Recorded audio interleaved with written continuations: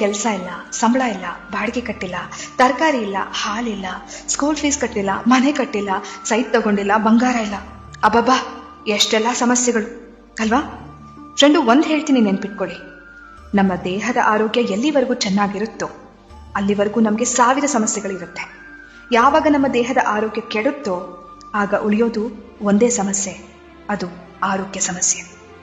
ಎಲ್ಲ ಸಮಸ್ಯೆಗಳನ್ನ ಎದುರಿಸೋಕೆ ಮೊದಲು ನಾವು ಚೆನ್ನಾಗಿರ್ಬೇಕು. ಊಟ ಇಲ್ಲದೆ, ನಿದ್ದೆ ಇಲ್ಲದೆ, ಎಲ್ಲದ್ರ ಬಗ್ಗೆ ಯೋಚನೆ ಮಾಡಿ ಆರೋಗ್ಯ ಕೆಟ್ಟಾಗ ಏನ್ ಪ್ರಯೋಜನ ಹೇಳಿ? ಇವತ್ತು ನಾವು ಚೆನ್ನಾಗಿದ್ದೀವಾ? ಕೈಕಾಲು ಚೆನ್ನಾಗಿದ್ದು ಹತ್ತೋಕೆ ಇಳಿಯೋಕೆ ಆಗ್ತಿದ್ಯಾ?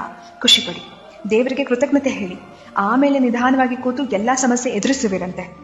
ಹೇಗೆ ಬದುಕು ಕಟ್ಕೋಬೇಕು, ದುಡ್ಡು ಹೇಗೆ ಮಾಡಬೇಕು, ಕಾರ್ ಹೇಗೆ ತಗೋಬೇಕು, EMI ಕಟ್ಟಬೇಕಾ, ಆಮೇಲೆ ಯೋಚನೆ ಮಾಡಿ. ಆದ್ರೆ ಅದೆಲ್ಲದಕ್ಕಿಂತ ಮುಖ್ಯವಾದದ್ದು ಸರಿಯಾದ ಊಟದ ಕ್ರಮ, ನಿದ್ದೆ, ವ್ಯಾಯಾಮ, ಮನಸ್ಸು ದೇಹನ ದೃಢವಾಗಿಟ್ಕೊಳ್ಳೋದು. ಯಾಕೆಂದ್ರೆ ಆರೋಗ್ಯ ಸರಿ ಇಲ್ಲ ಅಂದ್ಕೊಳ್ಳಿ, ನಾವು ಇದ್ಯಾವುದ್ರ ಬಗ್ಗೆನೂ ಯೋಚನೆ ಮಾಡಕ್ಕೆ ಹೋಗಲ್ಲ ಫ್ರೆಂಡು.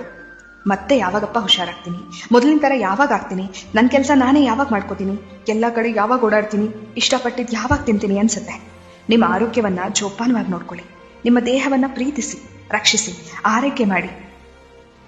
ಇವತ್ತು ನಿಮ್ಮ ನಿಯಂತ್ರಣದಲ್ಲಿರೋ ನಿಮ್ಮ ಆರೋಗ್ಯ ಎಷ್ಟು ಅಮೂಲ್ಯವಾಗಿದೆ ಎಂದು ಬೇಗ ಅರ್ಥ ಮಾಡ್ಕೊಳ್ಳಿ.